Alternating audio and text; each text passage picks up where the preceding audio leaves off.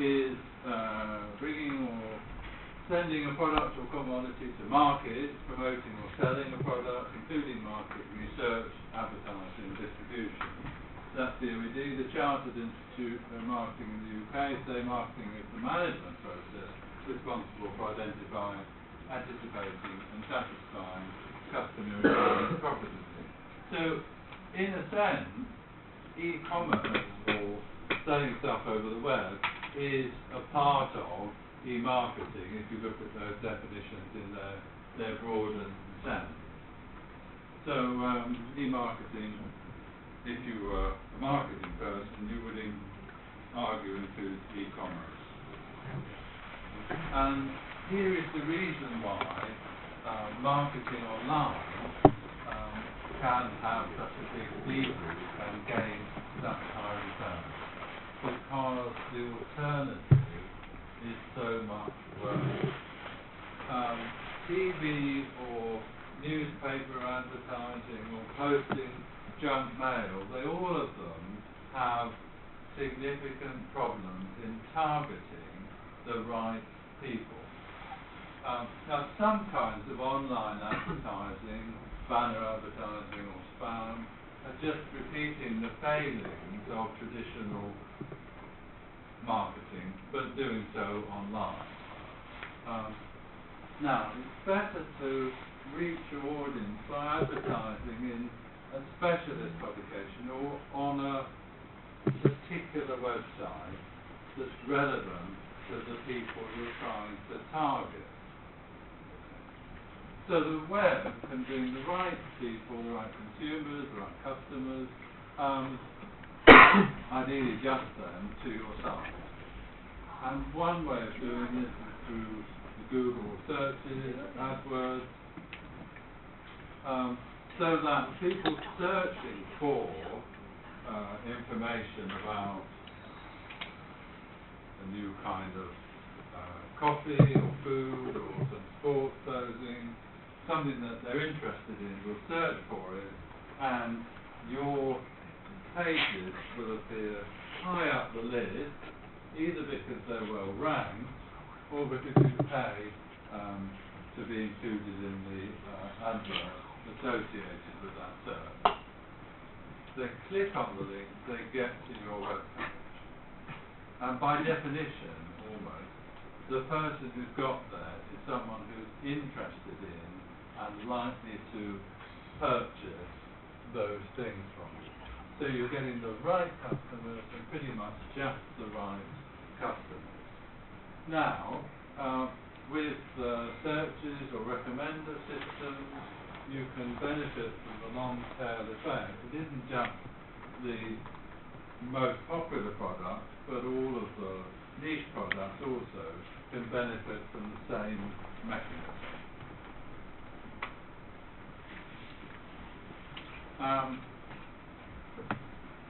This way, you also get data about who's arriving at your site and from where, and using what searches. Whereas with traditional advertising, people would say, well, we're wasting half of our marketing dollars, but we don't know which half. We know that our marketing isn't very effective, but we're not able to target it better, so we just have to keep sending people junk mail, blasting adverts at them on the TV, and hope that some of that is reaching the right kind of people who might be interested. But we know a lot of it is reaching people who really aren't interested. So being able to target and track is key to the return with e-marketing.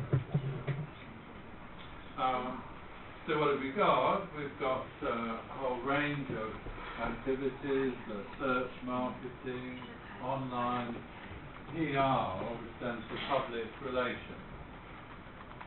So building the reputation of your brand is a slightly different activity than advertising a particular product. So with the brand, it's the whole company that you're promoting, whereas when you're advertising a particular product or service, it's something you specifically want to sell at the moment. Partnerships, there's lots of opportunities for advertising or adding links to other pages that will get to your pages. Social media is a good way of putting together, building up a community, and ideally people who will promote your brand for you. Email, make it opt-in, don't use spam, junk email that's really not very effective. Interactive adverts. Okay. So all of those are ways of doing e-marketing online, whereas the other ones are kind of the traditional offline, paper-based mass media like TV or newspaper.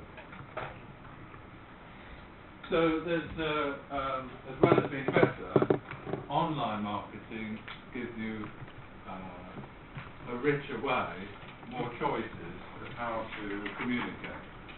So Shafi's put together this sort of matrix and indicates, well, if we're interested in educating our customers and we're trying to make a rational or an emotional appeal to them, then we might look at reports or press releases, facts, infographics. For the emotional appeal, branded videos, viral advertising, little games or competitions that pull people in. At the point we're trying to convince, do we have checklists or data sheets about our product? If we're making an emotional appeal and trying to inspire, through forums, reviews, celebrity endorsements, etc. Okay. So, as with the balanced scorecard of Kaplan, Chaffee is saying this matrix shows you that you should have some activity in each quadrant in order to have a balanced e-marketing offering. Now, marketing and PR is written about in a book of this title, The New Rules of Marketing and PR, which is about contrasting online and offline. And first of all, marketing is more than just advertising. Well, we've seen those definitions, it's clearly more than just advertising. In a world where people interact mainly online, then you are what you publish. As far as the customer is concerned, if your website is rubbish, well, your company is rubbish. It's a little bit crude, but people may make those judgments. So your online presence has to reflect the kind of company image that you want to portray. People want authenticity, not spin, so those facts and figures you publish should be accurate.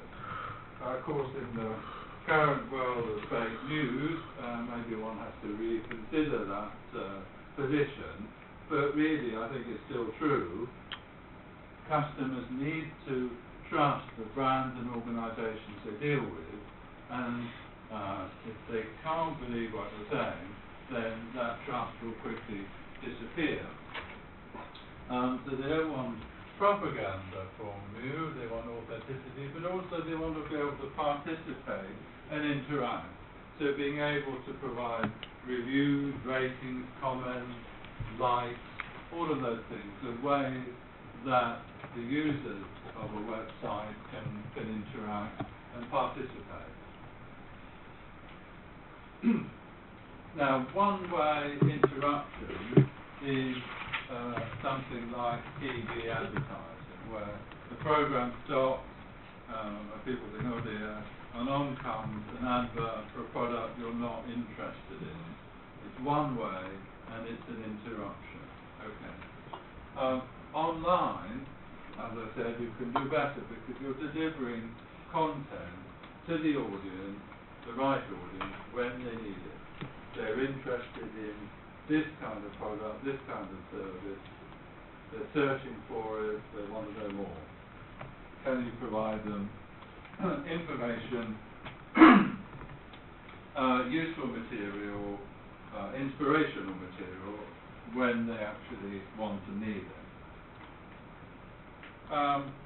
People like blogs, podcasts, because they're authentic, they're providing useful and genuine information in a form the buyers or potential customers appreciate. So, you have to have great online content, and this enables a kind of shift in public relations. In traditional public relations, it's a very niche activity. Your public relations specialist will work hard to establish contact with celebrities. So they spend all their time going off to parties and talking to famous people. It's a dreadful life. I certainly wouldn't want to do it myself. Okay. So that they can sign up a celebrity to endorse your product and then get an article in some celebrity magazine or some specialist magazine with that celebrity's face associated with your brand. But public relations changes almost entirely in an online world because, by definition, your website is interacting with your public, and you don't need those kind of PR specialists who devote their time to tracking down celebrities to endorse you. Your own website and authentic content is an endorsement in itself.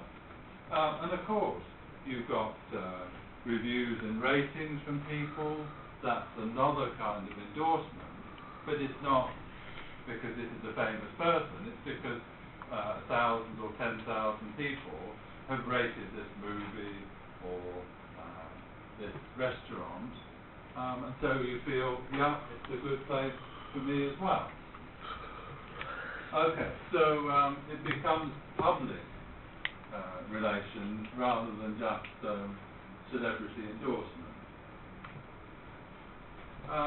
And actually, marketing and public relations sort of become much closer together again than they were in the traditional world. Okay, so that's comments on that particular book. Another book talking about the analytical side of e-marketing says that the trick is to analyze and make your analysis actionable. Now, actionable is a funny word, but what it means is you provide information to decision makers who can then make decisions and do things differently because of the information you've provided. They take action based on your analysis, your analytics and information. Okay. So, with online marketing, you suddenly have a flood of information about what the website users are doing. And that's completely different from junk mail or TV advertising. You put in all this money, you send all this stuff out, and there's kind of silence. There's no channel back whereby people can say, oh, we like your junk mail. We used that voucher and we got a discount. Well, okay, you can track how many of the discount vouchers you use, but you don't know which mailboxes you push those vouchers into. So it's all very, very difficult to analyse and track. Online, in a way, the problem is the opposite. You have so much information, you need to filter and present so that people can make decisions and take action. Okay, so there's a bit of a culture shift. This book argues, okay, it was published 10 years ago, maybe most organisations understand this now, but if you've got an organisation that isn't driven by data, you need to convince it. So start with an intervention which is a small win in order to convince the outfit, yeah, this is the right way to go. You should decide what are the goals for the site, what are the key performance indicators and other metrics. How are you going to turn the raw data into meaningful measures of success? How do you measure the monetary impact of all that? And this is really crucial because a lot of advertising dollars are wasted. That's a traditional situation. You want to convince the organisation it's not wasted money, and the way that you convince them is because for every $5 we've spent on this campaign, we've brought in $10 of profit. That's a pretty significant return. So how do you make sure there is a monetary return, and how do you measure that monetary return?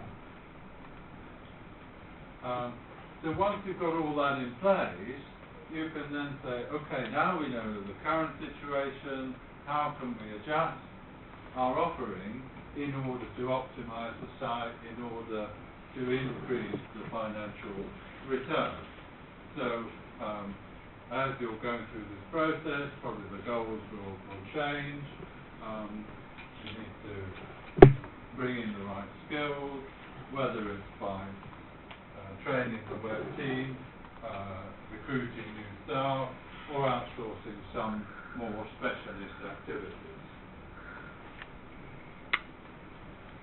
So to give a feeling for quite how broad and general e-marketing is, then this diagram of the processes of digital marketing from Chappie gives a bit of a feeling. Okay. So in terms of the goals of marketing, we want to acquire new customers, we want to convert them, convince them to buy their first product, their first service, and then retain them, keep them as our customers. So some of the measures and activities, search engine optimization, pay-per-click search, etc., all shown there. Now, what it means is that you could pick one of those bullets and say, okay, this will be my proposal, because there's probably enough in improved content creation or improved content management. There's probably enough to make that in itself a proposal.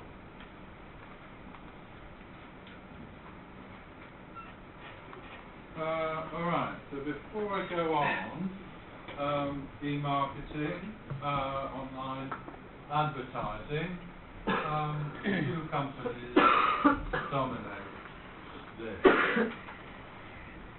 Who are they?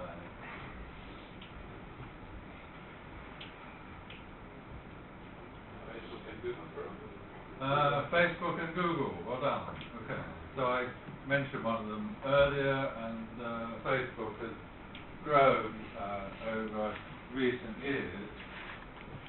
So why are they dominant? They don't have competition in the sense they don't compete with other. Yeah, anyone at the back? Yes? They have the most user data. They have the most IT information about users. Yes, so they're geared up to gathering information about users. That's interesting, yeah. scary amounts about you if you're a heavy user of Facebook. Yeah. Because most of the internet, the internet shopping go through that. Yes, so they're high volume sites. Yeah. So what's interesting is they are both very much e-businesses. Not that they started in some traditional line of business and then moved onto the internet. They were always an e-business. One thing. Secondly, their goal, in a way, is different. Google's goal is to organize the world's information and help us find it, and Facebook to establish groups of friends that can communicate and share.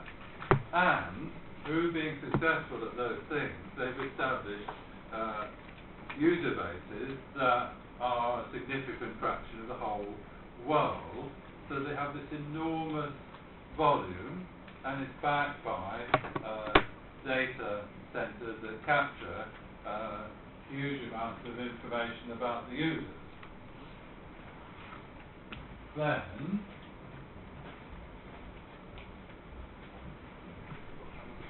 well, Google, for example, started with an idea for an algorithm, their PageRank search algorithm, and they registered the URL so that people could use the algorithm, find stuff on the internet. They could see how well their search engine was doing. And to start with, they borrowed servers, PCs, to run this system. Well, their PhD advisor told them, well, you're probably going to need a bit of money. I know someone who's a venture capitalist. Why don't you tell them what you're doing? So they showed what they had. As a venture capitalist, wrote a check, $100,000. Well, I guess it was worth more then than it is now, and made it out to Google Inc., Google Incorporated. At which point they had a problem because they hadn't got a company called Google Inc. So they had to set up the company so they could cash the check. So this is kind of the opposite of everything that you're told when you're doing a startup. They didn't have a business case. They didn't give any kind of picture or presentation. They just showed, here's our search engine. Okay, I'll give you $100,000. So anyway, that was a little bit random. But they realized they would need a means of generating revenue. So they started keyword advertising in '99, just at the point where they're seriously raising investment capital. So that first check was just a gesture of goodwill. In order to get more serious money, they did need to have a business model, and the business model was advertising. And to start with, other internet providers signed up Google as a search engine, and this was really important. They got themselves a more experienced person as a CEO. They got a patent, they secured their intellectual property, and others sign up with AOL. And here's an interesting thing. Their business model was already invented by somebody else who had a patent. So to secure their future, they had to license these, which happened to be owned by Yahoo at the time. So Yahoo got a significant shareholding as well. And then they had their IPO, which was a massive one. And they continue getting sign-up. With the money, of course, then they begin purchasing other technology companies with interesting ideas or interesting products like Android and YouTube and DoubleClick. So a number of things we think of today as Google's came to Google because they were purchased or came along with a purchase of one of these. They started open sourcing. There's this long project of scanning books. There's going to be an office in London. I don't think they've opened it yet, or have they? Is it open yet, the London office? Not sure. They bought Motorola and sold it again so that they could keep some of its patents. So they broadened their patent portfolio. They bought DeepMind, which is interesting because that's AI that won the Go Championship. And they split their company, so there's now a holding company called Alphabet, and Google is the business arm, and then there's all these technology arms. Okay. This graph of brands, Google is blue. Yeah, so even back in 2010, they were pretty high up, and they've continued high. Apple's gone up.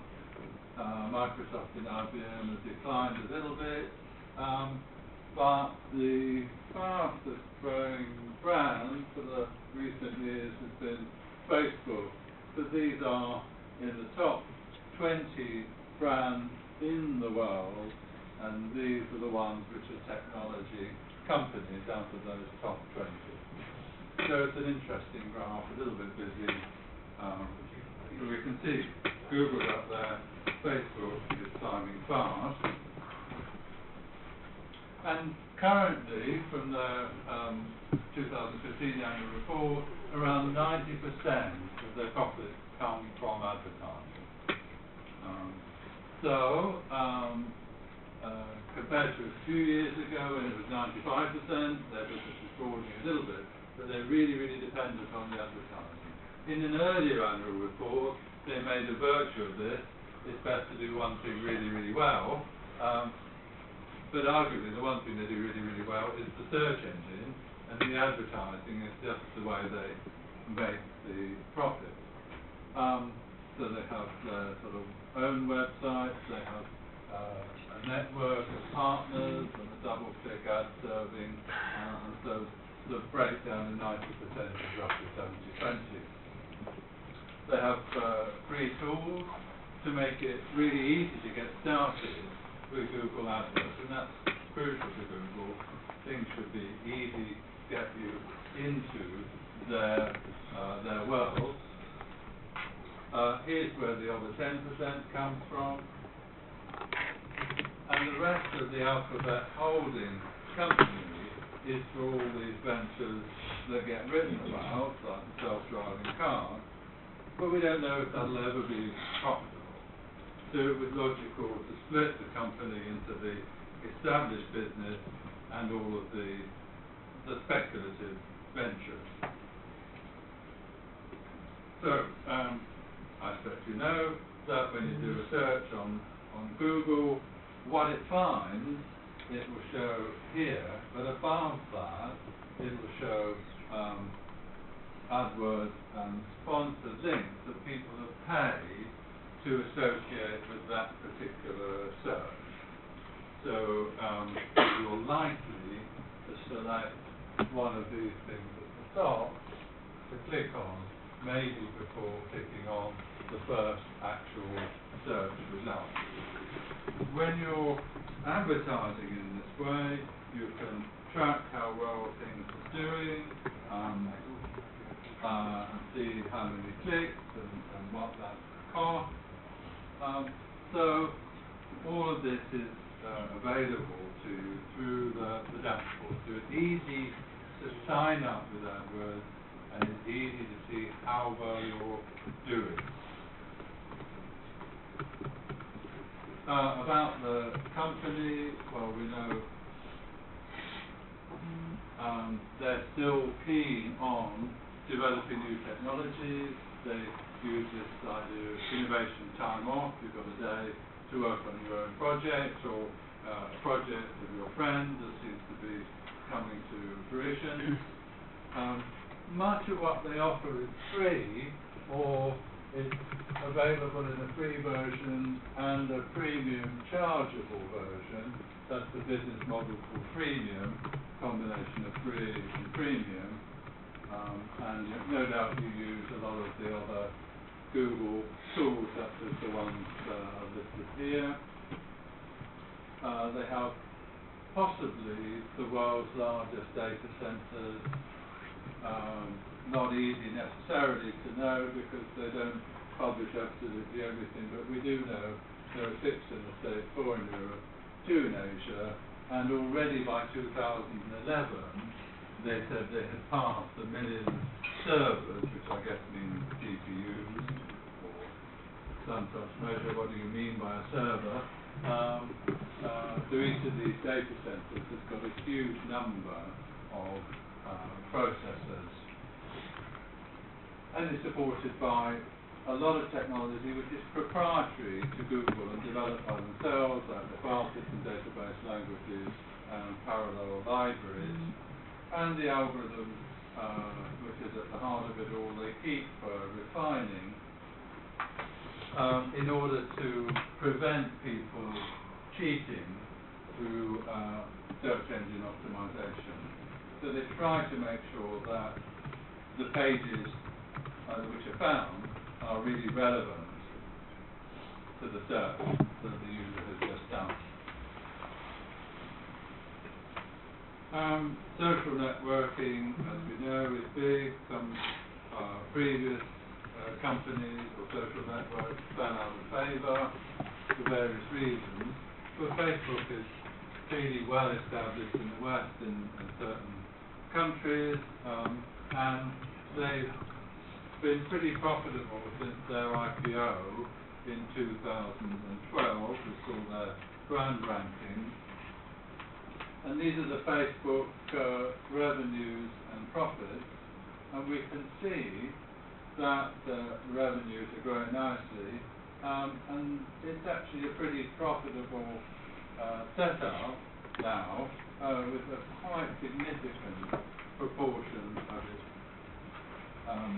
revenue as earnings or profit. Advertising with Facebook is a little different. Well, so the people who use Facebook may be a different group, and in particular,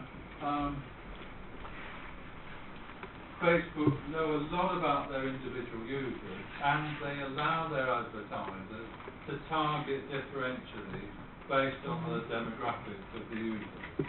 So you can have particular pages, particular groups, which are intended for particular kinds of people, or different ages, different genders, different parts of the world, all of those demographic distinguishing features.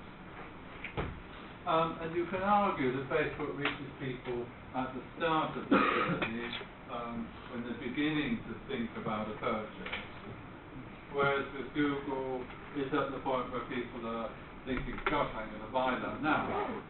They might use Google to search at that point when they're pretty committed to the purchase. But when they're starting to think about it, they might discuss the item, the purchase, with their friends through social media, or through social media groups specifically set up for those kind of discussions. And a little example of neat use of blogging to reach teenage audience for a particular set of Penguin books. Penguin used teenage bloggers. Sounds very reasonable and sensible, but a few years ago that would have been a very unusual thing to do in your advertising. So there's a few examples of how to calculate the cost of advertising online, and you will know through the statistics that Google, etc. provide, how many impressions, what it costs, what's the click-through rate. You can calculate the cost per thousand. Then of those clicks, what's the site conversion efficiency, and again, this many come through. So what's your reach, what's your website visits, what's the actual lead or opportunity generated, and then how many actually purchase, so this is the number of sales, and therefore you can work out the cost of sale. So that's an example of the kind of formula sheet, or given the formulas and the numbers, that's an example of the kind of calculation that you can do to justify a particular approach. Here, the cost per sale is quite high because not everybody clicks through our email, not everybody clicks through the website, etc., and not everybody purchases. And there's a number of costs along the way. So this wouldn't make sense unless it was a pretty expensive item that we were selling. Another thing to think of is, over a period of time, it's reasonable to suppose that you can improve those percentages. So what is the proportion of revenue that we can attribute to e-commerce? It's a bit of a guess what's going to happen in the next 5 years, but if you look at competitors who've already done similar things, then you might come up with reasonable targets. So, finally, a case study. One of two examples of e-marketing. And this is a plane company, one of the low fares airlines in Europe, EasyJet. Now, to start with, they sold their tickets directly over the phone, so it was not so difficult. They already had a number of the right IT systems. Not so difficult to convert to e-marketing. There was a little bit of doubt among some of the senior managers, but they said, well, we'll give it a go. One of the good things about e-marketing is it doesn't have to be a huge upfront commitment. Selling some tickets over the web, soon 38% of sales came by the web, and more recently 98%. So almost all sales through the web, and of course one reason is it's cheaper than booking your tickets over the phone. Why is it cheaper? Well, it costs less to run a website than it does to run a call centre. Running a call centre, of course, is cheaper than running offices and travel agents. So it's very rare these days that you see an airline company having a ticket sales office. You only get that in capital cities that I've seen in recent years. So selling tickets over the web, clearly a success and a no-brainer for any similar company. They also use their website in public relations and at various points say, oh, look, we're doing better than BA's low-cost subsidiary Go, or look, we're doing better at, I can't remember what, at Swiss Air. So they have little competitions and you could make bets or propose slogans why EasyJet was better than those rivals. Their commitment is visible on their jet. Their URL is on their jet. They also do advertise through traditional means from time to time unsold seats, and those will typically be directed at a special microsite which has got the name of the newspaper in, so it reduces stress on the main website, but also they can tell how effective that newspaper advertising is being. And they, in 2013, were looking to expand already their mobile app, had tend to generate 5% of sales, others fall 3 million downloads. So clearly, that's the growth area for them, and no doubt other similar companies. That was it. Good, okay. So there's an example of their website, some numbers associated with e-marketing. I think I've run over time, so we'll stop there. Keep thinking about your organisation. Who's now selected the organisation? Excellent. Almost everyone. A few of you haven't taken notes. Everyone else has. So the next thing is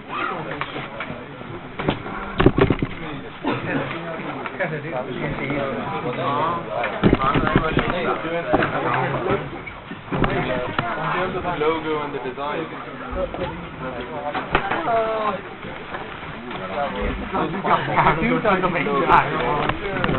Minimalist.